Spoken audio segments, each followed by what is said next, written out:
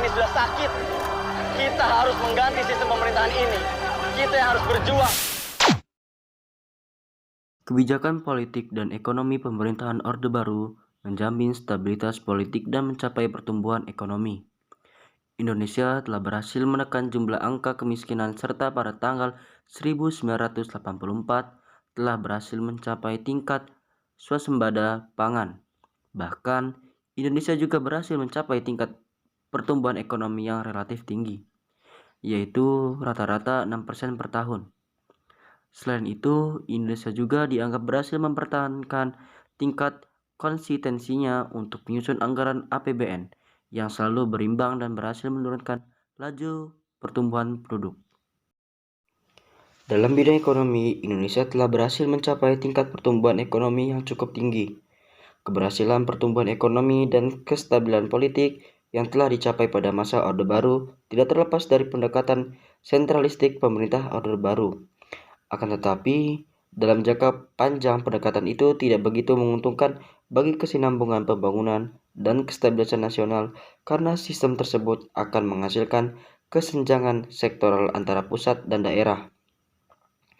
Ketergantungan daerah yang berlebihan kepada pusat dalam hal sumber daya manusia, dan kewenangan sehingga daerah relatif tidak memiliki otonomi dalam membangun daerahnya masing-masing.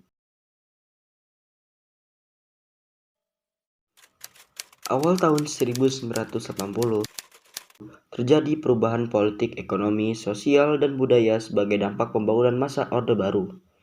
Masyarakat telah mulai menuntut partisipasinya yang lebih luas dalam menyampaikan aspirasi politiknya, kesempatan yang lebih terbuka, dan distribusi yang lebih merata dalam akses ekonomi dan kepastian hukum serta perlindungan terhadap hak-hak asasi manusia. Hal itu disebabkan karena menjelang jatuhnya pemerintah Orde Baru, aspek-aspek tersebut belum bisa dipenuhi oleh pemerintah. Sementara itu, pertumbuhan ekonomi juga telah berdampak pada semakin terbukanya masyarakat Indonesia pada arus informasi dari luar.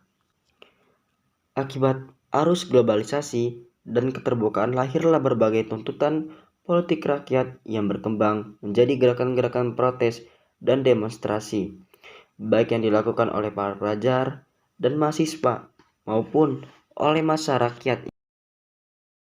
Sumpah mahasiswa. Sumpah mahasiswa. Kami mahasiswa Indonesia bersumpah bertanah air satu. Kami mahasiswa Indonesia bertanah air satu. Tanah air tanpa penindasan. Tanah air tanpa penindasan.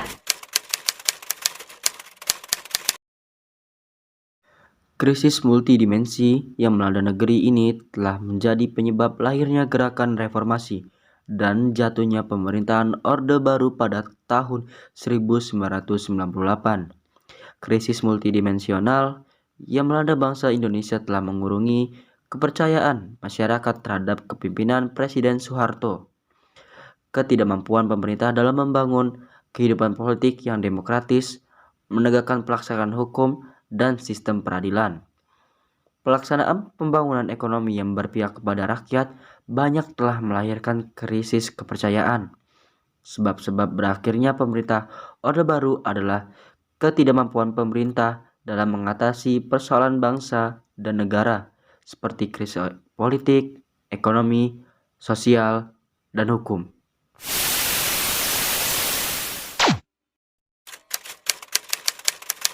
Pemerintahan Orde Baru yang dipimpin oleh Presiden Soeharto sejak tahun 1967 sampai dengan tahun 1998 telah berhasil membawa kemajuan bagi pembangunan perekonomian Indonesia. Kemajuan pesat ekonomi Indonesia tersebut menyebabkan Indonesia disebut sebagai salah satu bukti keajaiban Asia atau Asian Miracle. Namun, di bidang politik, pemerintah Orde Baru gagal membina kehidupan politik yang demokratis, terbuka, adil, dan jujur. Di lain pihak, tekanan terhadap pemerintah Orde Baru oleh masyarakat makin berkembang. Krisis politik semakin memanas. Ya, kembali di iNews Siang, pemirsa, aksi unjuk rasa peristiwa 27 Juli di depan kantor DPP Partai Demokrasi Indonesia Perjuangan berujung ricuh.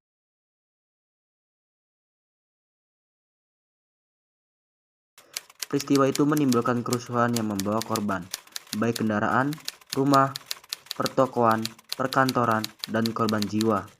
Pada dasarnya, peristiwa itu merupakan ekses dari kebijakan dan rekayasa politik yang dibangun oleh pemerintah Orde Baru. Sejak tahun 1996, ketidakpuasan masyarakat terhadap pemerintahan Orde Baru mulai muncul. Munculnya tokoh vokal seperti Amin Rais serta lahirnya gerakan mahasiswa semakin memperbesar keberanian masyarakat untuk melakukan kritik tajam terhadap pemerintahan Orde Baru, terhadap masalah dui fungsi ABRI, praktik KKN, pelanggaran HAM, praktik monopoli, dan 5 paket undang-undang politik. Di tengah-tengah situasi politik pada tahun 1998 tersebut, sebuah persoalan lain dihadapi oleh Indonesia. Sejak bulan Juli 1997, Indonesia mulai terkena imbas krisis moneter yang menimpa dunia, khususnya Asia Tenggara.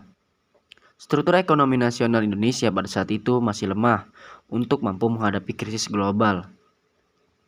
Berikut adalah akibat krisis moneter. Yang pertama, kurs rupiah terhadap dolar Amerika Serikat melemah pada tanggal 1 Agustus 1997. Yang kedua, pemerintah melikuidasi 16 bank bermasalah pada akhir tahun 1997. Yang ketiga, pemerintah membentuk Badan Penyihatan Perbankan Nasional atau BPPN yang mengawasi 40 bank bermasalah lainnya. Yang keempat, perusahaan milik negara dan swasta banyak yang tidak dapat membayar utang luar negeri yang telah jatuh tempo. Yang kelima, angka pemutusan hubungan kerja atau PHK meningkat karena banyak perusahaan yang melakukan efisiensi atau menghentikan kegiatannya sama sekali.